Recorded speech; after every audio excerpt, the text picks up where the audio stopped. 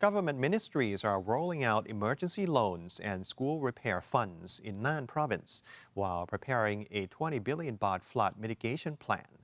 Teams are inspecting damaged infrastructure and assessing relief needs across northern communities hit by recent flooding.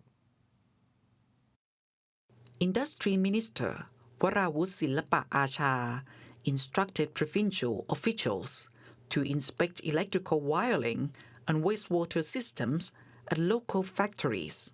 The ministry is coordinating with SMED Bank to offer low-interest loans so affected businesses can resume operations quickly.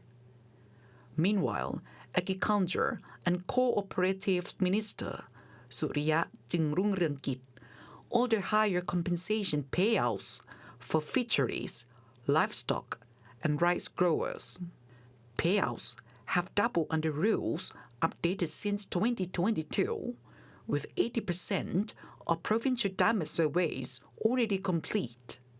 For long-term protection, Minister Suriya is advancing feasibility studies for reservoirs and a bypass canal in Nan. The Sustainable Flood Management Project carries an estimated cost of 20 billion baht and is currently awaiting budget allocation.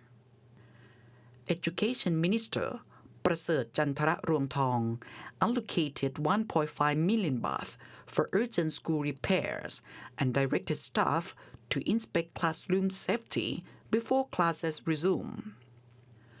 Vocational volunteer teams from 26 centers and 30 colleges are distributing food, while the National Scout Organization provided 500 emergency relief kits to affected families.